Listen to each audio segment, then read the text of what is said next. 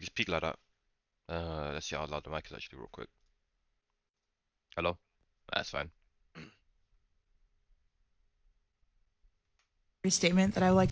Nafisa, one of the league's best Yeah. players in the W, suffered an injury. I don't This want to video say looked it's brutal, interesting, so but let me a watch pretty this. physical play. Now, this opened up the dialogue if that was a foul, if it was not a foul. Some people believe that they were overreacting just because she ended up How do I getting open hurt. this shit? However, this has been an ongoing conversation for the last handful of seasons about the inconsistencies with the officiating and how they allow the game to be too physical, which then, of course, puts players at jeopardy to get injured, such as this. A lot of people are pointing to the fact that, unfortunately, due to the inconsistent Nigga, how do I refereeing, open not this? only was the game lost, but then the series was lost because the coach and player is no longer available to perform, which then kind of resulted into the I league might going instantly get a exit bot. interviews. And in the exit What the hell, interview, man? Fee decided to drop the hammer. She Hello, decided Frank. to give us a piece of her mind, and at first we thought it was going to be something that was, light, but she used the opportunity to not only criticize refereeing, but also use the Do I get like... opportunity to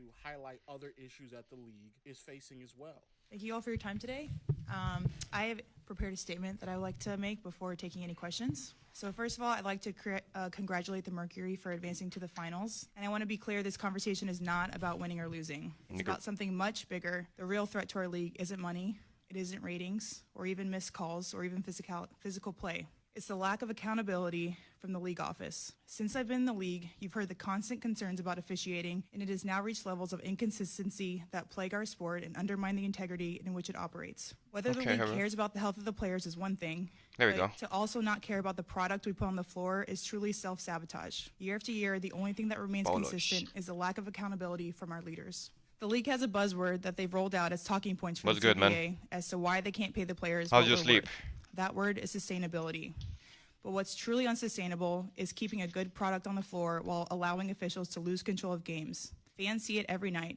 Coaches, both winning and losing, point it out every night in pregame and postgame media. Yet leadership just issues fines and looks the other way. They ignore the issues that everyone inside the game is begging to be fixed. That is negligence. At Unrivaled this past February, I sat across from Kathy and asked how she planned to address the officiating issues in our league. Her response was, well, only the losers complain about the refs. I also asked how she planned to fix the fact that players like Caitlin, Angel, and Paige, who are clearly driving massive revenue for the league, are making so little for their first 4 years. Her response was, Caitlin should be grateful she makes $16 million off the court, because without the platform that the WNBA gives her, she wouldn't make anything. Nigga, what? And in that same conversation, she told me players should be on their knees thanking their lucky stars for the media rights deal that I got them. This what I'm hearing can't be true, bro. These are all allegations because these are conversations that happen privately. But I'm going to be honest with you. I don't think that there's any rhyme or reason for me to believe that she came out and lied about the dialogue that had happened, claiming they should be on their knees. The players that are performing, that put the league in a situation. Hello, Frank? Hello, can you hear me? But it's Massa Kathy that should be receiving the praise, that should be the one that is receiving all the applause as the players are on their knees. As a sidebar, what the fuck should they be on their knees for? If nigga, you caught something or you sweat and then you got a cold or some bullshit, like, you know? Tell somebody You caught something. On their knees for something that they are producing is fucking ridiculous. To follow that up by saying that Caitlin Clark, it's a privilege for her to be in the W because that's the reason why she got the endorsement deals off the court. Bro, Caitlin came into the league with those endorsement deals.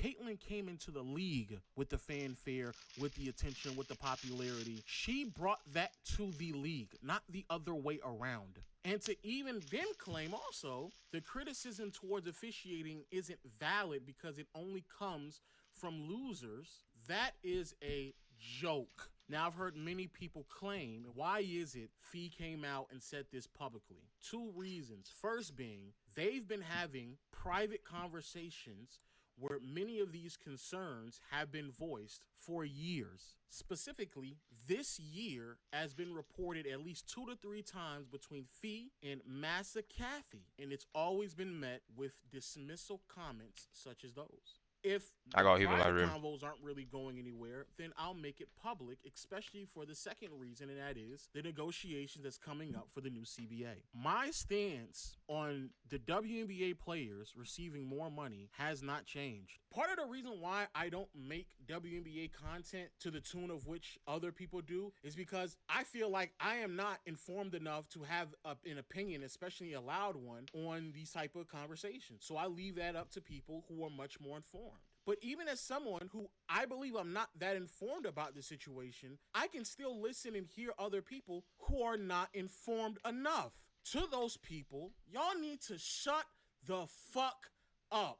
The players have provided more than enough eyes and revenue for them to ask and demand for more money, especially for people who've never ran a business, who never went to school for business, who don't know how any of this shit operates. An entity, a business, does not have to be What could you could have profitable caught? Are for you the still ill? workers to receive a higher Are you wage. still ill? Like That's not how how are you that ill? Sorry. goes. There's a possibility that YouTube isn't profitable. We know for a fact Twitch isn't profitable. Kick isn't profitable. Most of these platforms that we're on are not profitable, and yet streamers, content creators receive more money. And people need to also comprehend that there is a difference between meeting the threshold of profitability and being profitable. Those are two different things. There is a real possibility, especially in this new CBA that will include a new TV deal and all of the other avenues of money to be made, that the WNBA is going to walk past the threshold of profitability. But the question is, what are they doing with that money? Oh, wow, this is news. Whoa. We're going to continue to listen, feed, cook up. But there was news that just broke that y'all are telling me Massa Kathy is likely to exit as WNBA commissioner after CBA negotiations. She hasn't connected. She's not a relationship builder. Wow. Got her the fuck out of here. As Fee made those comments, WNBA Massa Kathy, issued the following statements. I have the utmost respect for Fee and for all of the players in the WNBA. Together, we all worked tirelessly to